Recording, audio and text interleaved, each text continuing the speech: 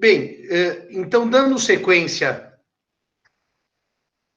ao mandato, em termos de natureza jurídica, o mandato é um contrato, evidentemente, consensual, porque nasce do simples acordo, ele não precisa de nenhuma entrega para que ele surja. Quem for fazer no semestre que vem os contratos em espécie comigo, naquela optativa, eu até abri 120 vagas, porque eventualmente muitos alunos que estão nesse curso vão querer continuar os contratos em espécie. Eu vou mostrar que, por exemplo, o mútuo e o comodato são contratos reais. Ele é um contrato, por lei, gratuito, não há remuneração, e já vou antecipar, salvo se o mandato for exercido em razão da profissão. Se ele for exercido em razão da profissão pelo artigo 1658, 658, o mandato é oneroso. Então, assim, o mandato, em regra, é gratuito. O mandato profissional presume-se oneroso. Por isso que quando eu dou poderes no mandato ad negócia, para que a imobiliária me represente, é uma profissão, claro, e, portanto, esse mandato é oneroso. Mas, em regra, o mandato é gratuito, é um favor que alguém faz para o mandante. O mandato é um contrato típico e o mandato é um contrato não solene. Não solene porque tem forma livre. Com relação ao valor da remuneração a ser pago pelo mandante ao mandatário, nós temos a regra do artigo 659. Cairala, põe o 659 aí, porque na ausência de mandato, na ausência de remuneração expressa, nós temos, então, uma regra que é a do artigo 659. Manda pau aí, Cairala, lê para mim o 659, o que ele vai falar sobre isso. Artigo 659. A aceitação do mandato pode ser tácita e resulta do começo de execução. E não tem aí uma regra que fala do valor? Ué, que coisa estranha. O valor da remuneração a ser paga pelo mandante ou previsto no contrato ou na lei, ou pelos usos locais, na ausência desse critério, será habitado pelo juiz. Não tem um parágrafo único esse 659? Não, né? Coisa estranha. Eu anotei o artigo errado. Espera aí, só um pouquinho.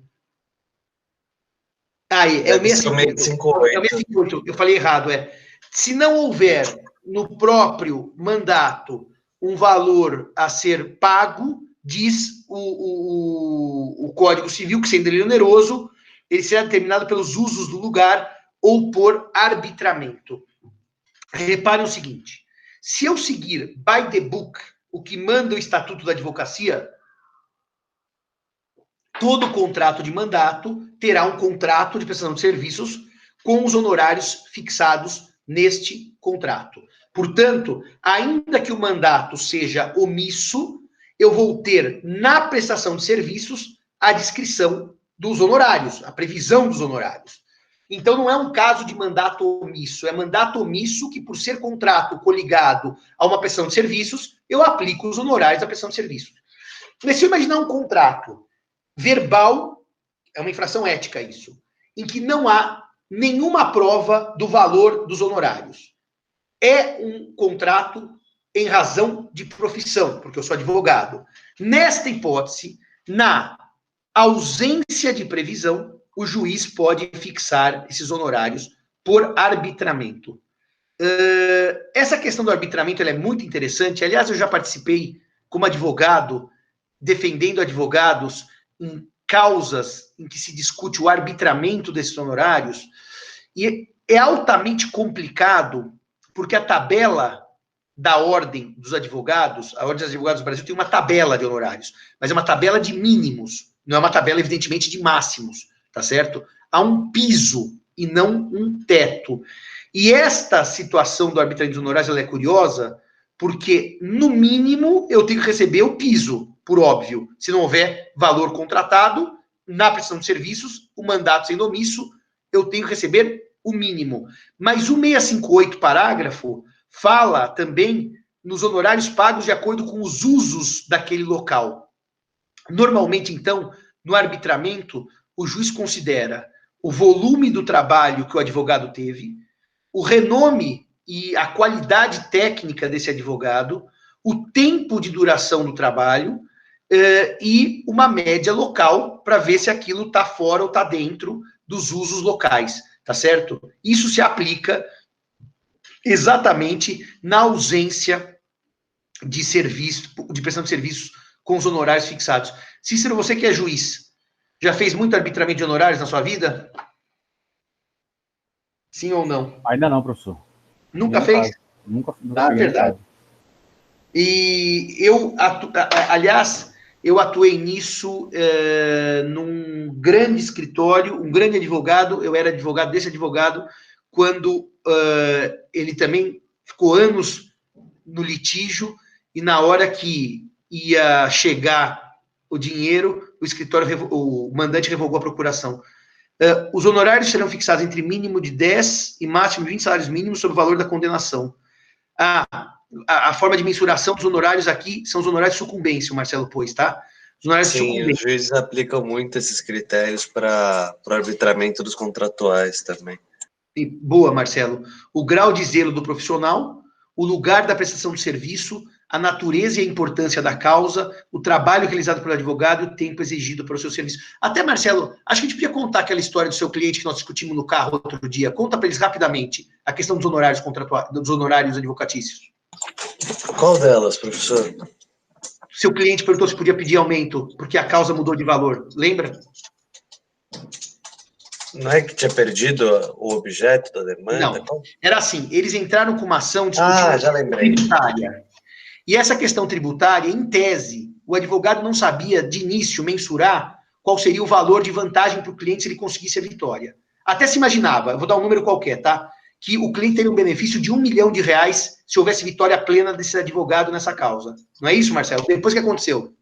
Aí depois que aconteceu foi que o processo foi evoluindo e eles começaram a estimar melhor qual que seria o benefício da causa. E o benefício da causa, que era, sei lá, 10 milhões, passou a ser 180 milhões. A causa tomou uma proporção muito grande.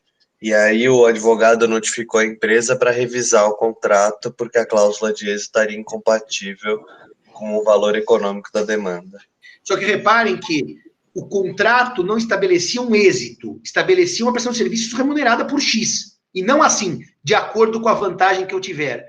E reparem que o fato do advogado ter recalculado o benefício da empresa não mudou, nem aumentou o grau de zelo, o lugar, talvez tenha aumentado a importância da causa. Mas o problema é que o advogado, quando não fixa a cláusula de sucesso, que agora cisma em chamar em inglês de success fee, e que a gente chama em latim de honorários ad exitum, esse é o termo técnico, mas hoje, como nós somos colonizados pelos Estados Unidos, a turma fala success fees, mas em bom latim é o ad exitum. Eu disse para o Marcelo, como é que eu vou mudar o meu valor de remuneração se o contrato só previa uma prestação de serviços e os serviços foram prestados sem nenhum tipo de mudança? Eu até imagino que se aquele serviço tivesse passado por uma necessidade de uma prova não pensada, não imaginada, ou por uma série de outros serviços, mas não era, eles fizeram tudo igual, só que depois eles descobriram que o cliente ia ter uma vantagem maior do que eles imaginaram que teria. Bom, ou eles teriam contratado ad êxito, que não era o caso, ou eu não posso mudar o contrato por causa disso. Então essa é a regra do 658, parágrafo único. Marcelo, lança o 656, que ele prova que o contrato de mandato é um negócio jurídico não solene, já que o mandato pode ser tácito, verbal ou escrito. Tácito, verbal ou escrito. Deixa esse artigo, pessoal, dizer uma coisa para vocês. O mandato não se confunde com a gestão de negócios, porque na gestão de negócios não há um combinado prévio. Eu simplesmente vou viajar, a minha casa começa a pegar fogo, exemplo clássico da doutrina, e alguém arrebenta o vidro, entra e apaga o fogo, e vai ter direito à remuneração dos gastos que teve. Na prestação de serviços, eu tenho uma única vontade. na gestão de negócios, eu tenho uma única vontade, a do gestor. No mandato, eu tenho pelo menos 2 vontades. Então, você vai dizer assim, mas como é que o mandato pode ser tácito? Se for tácito, não vira uma verdadeira gestão de negócios? Eu diria que não. Porque vocês imaginem que eu simplesmente descubro um dia que uma imobiliária pôs para alugar um imóvel que me pertence. Eu não dei mandato nenhum. Passei lá, tinha uma placa da imobiliária. E vocês imaginem que naquele mesmo dia eu tenha na minha conta bancária o depósito do aluguel com um e-mail dessa imobiliária. Doutor Simão, alugamos sua casa, que eu nem sabia que ia alugar. Conseguimos um aluguel maravilhoso de 100 mil reais por mês, estamos depositando na sua conta. E eu não faço nada. Simplesmente aceito e vou recebendo aquilo. É óbvio que é uma situação, em certo sentido, surreal.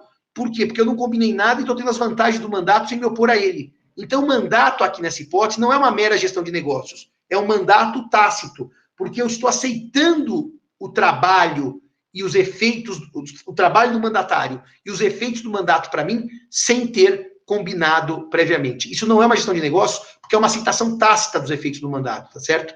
Mas não se esqueçam, o mandato, como qualquer contrato, se forma a partir de um encontro de vontades, ainda que a vontade seja tácita, na forma do 656. Só um detalhe absolutamente relevante. Se o mandato disser respeito à alienação de bem imóvel, aí não se esqueçam que é um mandato que tem por objeto a transferência da propriedade de um imóvel. E nessa hipótese, eu tenho que remeter ao artigo 108 do Código Civil, que prevê que se o negócio jurídico tiver por objeto imóvel cujo valor supere 30 vezes o salário mínimo vigente, é necessária a escritura pública. Ou seja, é necessária a forma pública para a validade deste mandato. Mas aí o problema não é do mandato, é do objeto, que é um bem imóvel cujo valor supera 30 vezes o salário mínimo vigente. E aí, se o instrumento não for público, há uma invalidade do mandato. Agora, deixa eu dizer uma coisa para vocês que é muito comum. Existe, com relação ao mandato, uma figura que se chama subestabelecimento. Subestabelecimento, no fundo, é uma transferência pelo mandatário dos poderes que ele recebeu do mandante. Então, eu posso, como advogado, tendo poderes para atuar numa causa, subestabelecer, transmitir os meus poderes também para a Bruna, também para o Cairala, e não para o Henrique, porque o Henrique não tem OAB ainda. Tá? Este ato de transferência de poderes, que é o chamado subestabelecimento, ele pode se dar de 2 maneiras. Você tem OAB, Henrique? Você já tem número, tem tudo? A sério isso? Ah, como estagiário. Ah, tá bom. Ah, que susto. Falei, pô, ele estava dizendo que não... Isso aqui é sabotagem ao vivo em cores, né? Para me fazer passar vergonha perante meus alunos, né, Heinrich? Falei, porra, como é que o menino tem... O AB estava vendo todo o debate dele de quando ia haver a prova por causa da pandemia, etc. Sim, você consta como estagiário, Henrique, tá bom. Tá bom, você consta, não precisa se sentir tristinho. E vai ser advogado em breve. Pode deixar que depois eu faço um carinho alcoólico para você, manda um vinho para você não ficar tristinho. Mas você não é advogado. Então, eu não posso transferir os meus poderes de advogado para o Henrique. Mas, como estagiário, sim, eu posso. É bullying, né, dos advogados. É por isso, né, Bruna? Deixa o menino quieto, coitadinho.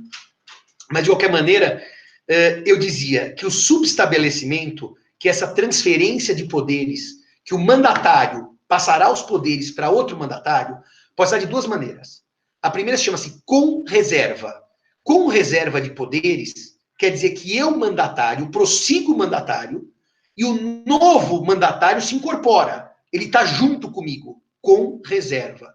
Se eu estabelecer sem reserva de poderes, literalmente, eu estou cedendo a minha posição contratual no mandato. Estou saindo fora e quem entra é o subestabelecido. O com reservas, eu aumento o número de mandatários. O sem reserva, eu troco o mandatário. Eu já falo uma coisa sobre isso. O artigo 655 vai ter uma regra interessante que o Cairala vai pôr aí na lousa. Põe aí para mim, Cairala, a regra do artigo 655.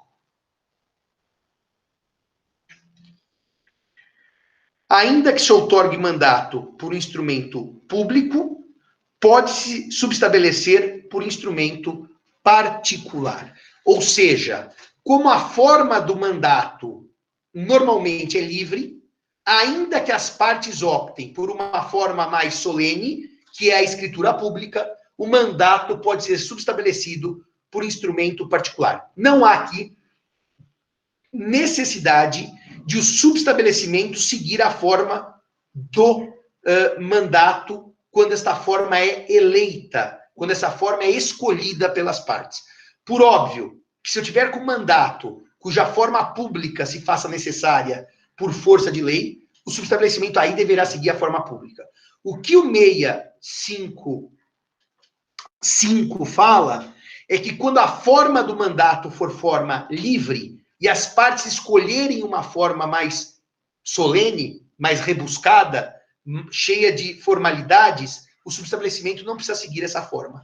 E nós temos aqui um enunciado CJF, Cairala, depois você vai procurar o número dele que eu não tenho aqui, o mandato outorgado por instrumento público previsto no 655 do CC somente admite subestabelecimento por instrumento particular quando a forma pública for facultativa e não integrar a substância do ato. Quando a forma pública for facultativa e não integrar a substância do ato.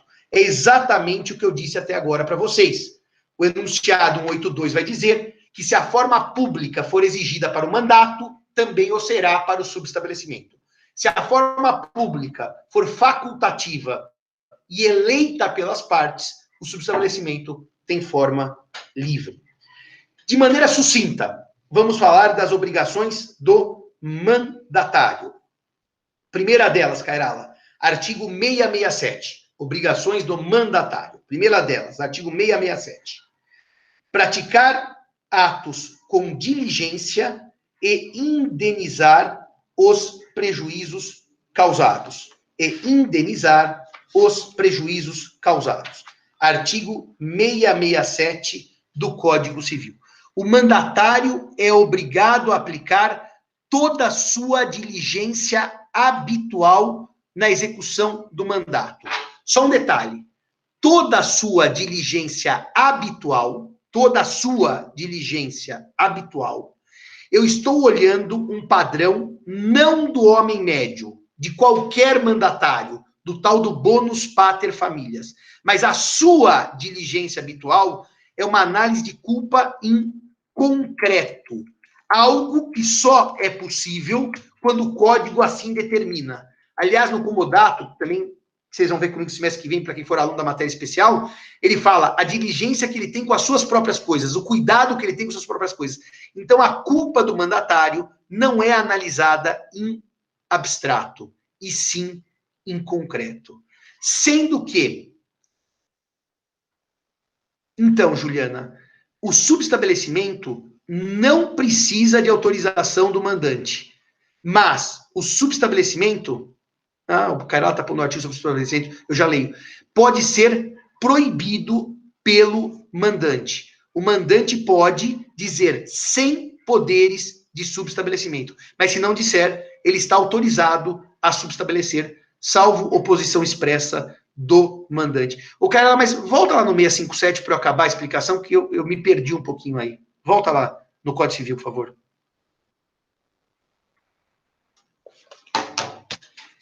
No 657, vamos lá. Eu dizia, então, que tem a diligência do homem médio, não é a diligência do homem médio, é a culpa em concreto. E 667. E o mandatário é obrigado a aplicar a sua diligência habitual e a indenizar qualquer prejuízo causado por culpa sua ou daquele a quem subestabelecer, sem autorização, poderes que deveria exercer pessoalmente. O código vai dizer que, se não obstante a proibição do mandante, o mandatário se fizer substituir na execução do mandato, responderá ao seu constituinte pelos prejuízos ocorridos, sob a gerência do substituto, embora proveniente de caso fortuito. Reparem que, se não houver autorização para subestabelecimento, o subestabelecimento é considerado abuso de poder por parte do mandatário, ou seja, que ele não tinha poderes para tanto, e nessa hipótese ele responde pelos danos causados pelo subestabelecido. E a lei vai mais longe, Ele responde, inclusive, pelo caso fortuito. Ou seja, quando eu posso subestabelecer e subestabeleço, eu responderei por culpa em eligendo, por culpa na escolha, porque eu podia subestabelecer. Quando eu subestabeleço sem poder, porque havia proibição expressa do mandante, eu respondo, inclusive, pelo caso fortuito e pela força maior. Ou seja, aqui caso fortuito, leia-se ou força maior, porque o Código Civil, como vocês sabem, não faz essa divisão com clareza. Agora, a parte final do parágrafo 1º, ela é interessante porque ela diz, salvo provando que o caso teria sobrevindo ainda que não tivesse havido subestabelecimento. Quer dizer, se o prejuízo teria ocorrido, mesmo comigo atuando, mesmo sem o subestabelecimento, o fato de eu ter subestabelecido não é a causa do prejuízo, tecnicamente, que teria ocorrido da mesma maneira. Logo, nessa hipótese, o mandatário que subestabeleceu sem poder subestabelecer não responde pelo prejuízo. Eu vou acabar a aula de hoje com uma pergunta. Vocês se lembram de alguma regra no Código Civil que vai imputar uma responsabilidade ao devedor e que diz assim, se ele provar que o prejuízo teria ocorrido ainda que a obrigação fosse oportunamente desempenhada, essa indenização não ocorrerá, porque daí, nessa hipótese, mesmo que eu não tivesse subestabelecido o prejuízo ao mandante, seria igual, e daí eu não respondo? Alguém sabe de qual artigo eu estou falando? Que traz uma regra geral de responsabilidade civil? Alguém sabe disso? Sobre a mora, Gabriela, obrigado. É o artigo 399 do Código Civil. O 667 retoma a questão geral do 399. E a Bruna lembra, pelo Código de Ética da Advocacia, da Ordem dos Advogados, que o subestabelecimento do mandato com reserva de poderes é ato pessoal do advogado da causa. O subestabelecimento do mandato sem reserva de poderes exige o prévio e inequívoco conhecimento ao cliente. Claro, porque eu estou saindo do processo. Se houver vedação, proibição, o 667, parágrafo único, parágrafo 1º se aplica. Eu teria mais algumas regras sobre o mandato. Eu vou ver se na aula que vem eu ocupo mais 45 minutos sobre o mandato, e daí eu começo a alocação de imóvel urbano e concluo o mandato. 8h57, obrigado aos senhores e senhoras, uma boa terça-feira, uma ótima semana, e nos vemos na quinta-feira, se Deus quiser. Beijo a todos e beijo a todas.